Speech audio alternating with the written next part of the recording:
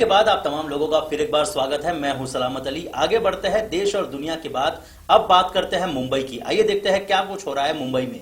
हम इस वक्त वार्ड क्रमांक 43 में मौजूद है, जहां पर ऑल इंडिया मजलिस इत्तेहादुल मुस्लिमीन की ओर से जो कैंडिडेट है शाकिर शेख, उन्होंने अपना मैनिफेस्टो जारी किया है।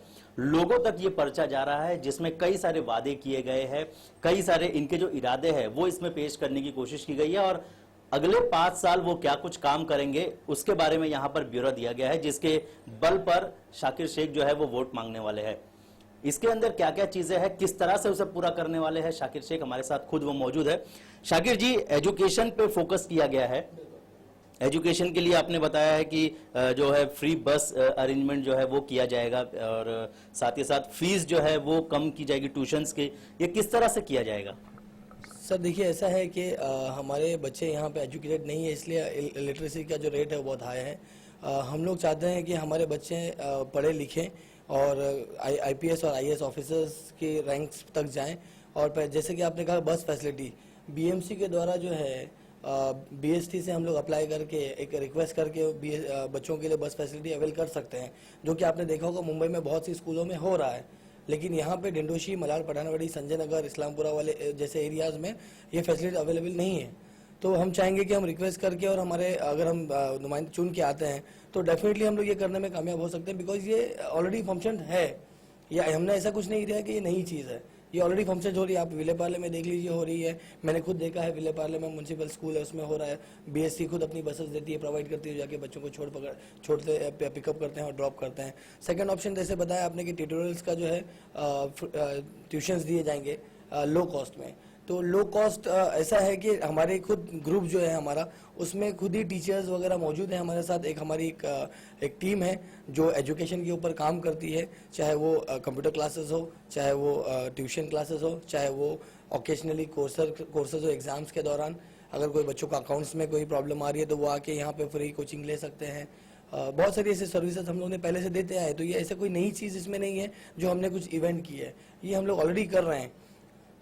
इसके अलावा स्पेशल क्लासेस आपने बताया कि हिंदी, मराठी और उर्दू लैंग्वेज के लिए स्पेशल क्लासेस जो है वो शुरू की जाएगी। हालांकि बीएमसी स्कूल्स की अगर बात करें तो ये सारी चीजें तो वहां पर चल रही है, तो आपकी ओर से अलग क्या होगा? सर देखिए, हमारे ओर से अलग ये होगा कि हम सिर्फ जो है चिल्ड्रंस को टारगेट नहीं कर रहे हैं, इसमें हमारा यूथ और हमारे बुजुर्ग जो है उनको भी हमने टारगेट किया है। हमने स्लॉट वाइज टाइमिंग रखा है, जिसमें लेडीज़ जो है वो दोपहर के वक्त फारिग होती है, तो 4 से 6 का उनका टाइम होगा, जिसमें हम लोग इंग्लिश, हिंदी और मराठी क्लासेस का फ्री का कोचिंग का ही करेंगे। सुबह में अर्ली मॉर्निंग हमारे बुजुर्ग जो है वो फ्री होते हैं, वो आके ट्रेनिंग ले सकते हैं। इवनिंग में बच्चे स्कूल वगैरह कंप्लीट करके रिटर्न आते हैं तो वो कर सकते हैं। और हमारा मकसद ये है इंग्लिश, हिंदी और मराठी, क्योंकि आपने देखा होगा कि हर एक बीएमसी महकमे में आप जाओ या हॉस्पिटल में जाओ या आप पुलिस स्टेशन में जाओ या बीएमसी में जाओ, यहाँ पे आपको मराठी कंपलसरी होती है। जो ऑफिसर्स हैं वो मराठी में पेपर्स वगैरह सब आते हैं, जो भी नोटिस वगैरह आती है। तो हमारा मकसद ये है कि ये जो 3 भाषाएं, जो हमारी मातृभाषा भी इसके अंदर है, एज वेल एज जो जनरल लेवल पे हम लोग बोलते हैं इंग्लिश और मराठी, वो भी इसमें इंक्लूड है। तो हमारी ये कोशिश है कि लोगों तक हम ये अवेयरनेस पहुँचाएं और लोगों को इसके बारे में तालीम हासिल करवाएं। इसके अलावा बीएमसी हॉस्पिटल्स की मेडिकल फैसिलिटीज की आप बात कर रहे हैं। यहाँ पर आपने बताया कि मैटरनिटी हॉस्पिटल जो है उसके 10 बेड्स जो है वो जो नॉर्मल डिलीवरी है वो फ्री की जाएगी, सिजेरियन जो है वो लोअर कॉस्ट पे किया जाएगा। ये तो बीएमसी हॉस्पिटल में चल ही रहा है, तो इसमें क्या कुछ अलग होगा?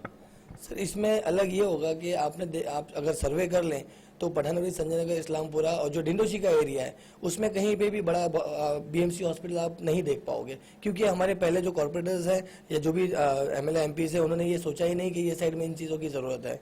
मैंने प्रॉपरली सर्वे किया, अगर हमें यहाँ पे बीएमसी हॉस्पिटल्स की दरकार होती है तो हमें एसके पाटिल जाना होता है, जो कि पुष्पा पार्क में है, हमारा यहाँ से 4-5 किलोमीटर दूर है, या तो गोविंद नगर। तो हमारा ये मकसद रहेगा कि यहाँ पे रिजर्व प्लॉट्स हैं, यहाँ पे रिजर्व डिस्पेंसरी यहाँ पे ऑलरेडी है।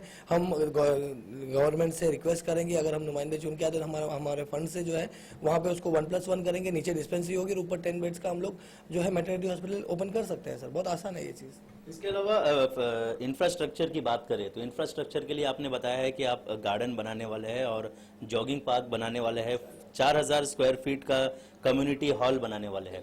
ये सब चीजें सिर्फ पेपर पे होने वाली है या फिर इसका एक्चुअल कोई नज़ारा आपके जहन में है कि हाँ यहाँ पर रिजर्व प्लॉट है, वहां पर ये बनाया जा सकता है? किस तरह से लोगों को ये समझाएंगे? देखिए ऐसा है कि ये बहुत आसान है, ये कुछ नामुमकिन चीज़ें नहीं है। अगर आप कम्युनिटी हॉल की बात करें तो हमारे यहाँ पे बिल्डिंग्सों में 2-3 फ्लोर्स रिजर्व ऑलरेडी है, जिसकी तरफ किसी भी पॉलिटिकल पार्टियों का ध्यान नहीं गया, और गया भी है तो उन्होंने अपने मतलब के लिए चीज़ों को इस्तेमाल करने का सोचा। तो अब हमारा मकसद ये है कि हमारे यहाँ पे जो भी रिजर्व बिल्डिंग में जो 1-1, 2-2 फ्लोर्स है, उसको हम लोग as a community hall use कर सकते हैं, जो कि एकदम मुमकिन चीज़ है। सेकेंडली, जॉगर्स पार्क के लिए कोई बहुत बड़ी जगह की दरकार नहीं होती है। यहाँ पे आसपास में ही हमारे शिवाजी नगर के पास में एक प्लॉट है जो कि रिजर्व है, वहाँ पे हम कोशिश करेंगे कि जॉगर बुजुर्गों के लिए जॉगर्स पार्क बनाया जाए। और गार्डन ऑलरेडी है हमारे पास, बट ये है कि कहीं ना कहीं मलाल पठानवड़ी के बच्चों को जो है वहाँ पे एंट्री नहीं है। तो हम उनसे बात करते, वहाँ के जो लोग हैं, जो कमेटी है जो गार्डन को हैंडल करती है, उनसे बात करके वहाँ पे बस एक गेट खोलना है और एंट्री देना है वहाँ पे। तो ये भी कोई एक नामुमकिन चीज़ नहीं है। हमने हमारी मैनिफेस्टो में ऐसी ऐसी चीज़ें ली जो कि ऑलरेडी इम्प्लीमेंटेड है, और कुछ चीज़ें जो हमें करना होगा, तो वो हम लोग कोशिश कर रहे हैं, लोगों तक जाके उनको समझा रहे हैं कि देखिए ये सब चीज़ अवेलेबल हमारे पास है, लेकिन कहीं ना कहीं हमारे लोकेलिटी, हमारे एरिया के बच्चों को वहाँ पे अवेल करने नहीं दिया जा रहा है। तो हम चाहते हैं कि हम अपना हक लें उनसे, हम चाहते हैं कि हम उनसे रिक्वेस्ट करके और उनसे परमिशन लेके उस चीज़ को यूज़ करें। विकास के बल पर जो है वो वोट मांगने का प्रयास जो है वो लगातार जारी है। MIM की बात करें तो हैदराबाद का जो मॉडल है वो मॉडल बताने की कोशिश भी इस मैनिफेस्टो में की गई है। क्या कहना चाहेंगे उसके लिए? 5 रुपए में खाना जो है वो अवेलेबल किया जाएगा, 1 रुपए में 20 लीटर पानी जो है, फिल्टर वाटर जो है वो अवेलेबल किया जाए, क्या वो यहाँ पर मुमकिन है? बिल्कुल मुमकिन है सर। देखिए हैदराबाद में जो हैदराबाद मॉडल हम जो यहाँ पे पेश करना चाह रहे हैं, मैं तो सभी लोगों से गुजारिश करूंगा कि ये मॉडल हम लोग खाली हैदराबाद में नहीं, खाली महाराष्ट्र में नहीं, ऑल ओवर इंडिया में हमको इसको मॉडल को जो है लेके जाना होगा। जैसे 4% आरक्षण रिजर्वेशन जो है एजुकेशन में और जॉब्स में दिया गया है हैदराबाद में, तो अगर हम लोग वो चीज़ यहाँ पे लाते हैं, हम अगर वो कामयाब, हमारे नुमाइंदे ज़्यादा से ज़्यादा चुन के आएंगे पूरे मुंबई में, तो हम लोग डेफिनेटली वो चीज़ इंप्लीमेंट यहाँ कर सकते हैं सर। सेकेंडली, अगर आप बात करो स्कॉलरशिप्स की, तो ऐसी स्कॉलरशिप्स हमारे पास ऑलरेडी है, बट डॉक्यूमेंटेशन कैसे करना है वो सब चीज़ हमारे लोगों को मालूमात नहीं है, तो वो हम लोग उनको हेल्प करेंगे। हमारी एक टीम में यहाँ पे होगी। अगर आपको एजुकेशन में कोई ये स्कॉलरशिप चाहिए, उसको कैसे अवेल करना है, डॉक्यूमेंटेशन क्या होगी, उसके बारे में समझाया जाएगा। हॉस्पिटल में भी बहुत सारी ऐसी स्कीम्स है मेडिकल के लिए, वो भी हमें तरफ से समझाई जाएगी। बिजनेस लोन्स को लेके, बिजनेस फाइनेंस को लेके भी बहुत सारी स्कीमें ऑलरेडी हैं, जो किसी के हमारा जो मौलाना आज़ाद फंड आता है उसमें से 75% फंड जो है वापस चला जाता है। तो हम लोग ये हार्ड एंड फास्ट नहीं, हम लोग ये कोशिश करेंगे कि वो फंड को पूरी की पूरी तरह यूटिलाइज करें सर, और इसमें जो भी इम्प्लीमेंट वगैरह करना है वो हम लोग करने की पूरी कोशिश करेंगे। जैसे आज हैदराबाद मॉडल में आप देखिए, बच्चियों की शादी में 51,000 रुपीज़ जो है वो खाली आप अपना कार्ड लेके आइए, शादी का वेरिफिकेशन करके वो देते हैं। तो हम यहाँ पे अगर हमारी हैसियत के हिसाब से अगर 51 नहीं, कम से कम 21,000 भी दे, तो जो गरीब जो तबका है उनको रिलैक्स होगा सर उस चीज़ में। इसके अलावा स्कॉलरशिप की आपने बात की है। स्कॉलरशिप उन लोगों को दिया जाता है जिन्होंने पढ़ाई आगे कंटिन्यू करनी होती है, और अगर यहाँ की पठानवाड़ी की बात करें तो यहाँ पर जो एजुकेशन का जो ग्राफ है वो बहुत लो है, तो सबसे पहले तो उसे बढ़ाना होगा, तब जाके स्कॉलरशिप के लिए लोग जो है वो आगे आ सकते हैं। हाँ, जो लोग पढ़ रहे हैं उन्हें स्कॉलरशिप दिया जा सकता है, लेकिन जो लोग पढ़ाई से वंचित है उन्हें किस तरह अपनी ओर खींचा जाएगा और उन्हें किस तरह से एजुकेशन की ओर टारगेट जो है वो किया जाएगा? क्योंकि अकबरुद्दीन ओवैसी यहाँ पर हाल ही में आए थे, उन्होंने भी ये बताया कि यहाँ पर जो एजुकेशन का ग्राफ है और साथ ही साथ जो फैसिलिटीज मुस्लिम्स को मिलनी चाहिए वो नहीं मिल रही है, तो उसे किस तरह से आप बढ़ाने वाले हैं? सर देखिए, इसमें ऐसा है कि एजुकेशन को अगर मुझे बढ़ाना है यहाँ पे, तो डेफिनेटली हम लोगों को अच्छी स्कूल्स की ज़रूरत है, यहाँ पे अच्छी टीचर्स की ज़रूरत है, जो कि अभी तक हमें मुहैया नहीं कराई गई है। तो अगर हम लोग सिस्टम में आते हैं तो डेफिनेटली हमारे बहुत सारे तादाद में लोग होंगे, आपस में मिलकर डिस्कशन करके अच्छे पढ़ाने के जो अच्छे लोग हैं, जो जिम्मेदार लोग हैं, वो हमारे साथ हैं। उन्होंने हमसे कहा है कि हम लोग आपका साथ देंगे अगर आपका नुमाइंदगी हम करते हैं यहाँ की, तो उनके साथ बैठ के एक प्लान बनाया जाएगा पठानकोट संजय नगर के लिए, डिंडोशी के लिए, और आगे उसको इसी चीज़ को इम्प्लीमेंट किया जाएगा। देखिए, बेहतर स्कूल होगी तो डेफिनेटली बच्चों का दिल करेगा आने के लिए। आज स्कूल्स महंगी है, आपके पास में फिर ट्यूशन्स महंगे हैं। अगर हम कहीं ना कहीं ट्यूशन्स आपको, जैसे मैंने मैनिफेस्टो में लिखा कि फ्री ऑफ चार्ज होगा या नॉमिनल चार्जेस हम करेंगे। अब नॉमिनल चार्जेस में मैं आपको बता दूं कि चार्ज हम इसलिए कर रहे हैं कि लोगों का कहीं ना कहीं जहन बना हुआ कि फ्री की चीज़ जो है वो सही नहीं होती, अच्छी नहीं होती, पता नहीं टीचर आएगी। जैसे BMC स्कूल्स का हमारा हाल है, बच्चे जाते तो हैं लेकिन टीचर्स अवेलेबल नहीं, प्लस फिर बाद में अगर सेकंड स्टैंडर्ड थर्ड स्टैंडर्ड वो कंबाइन करके बिठाया जाता है तो स्टडी कैसी होगी।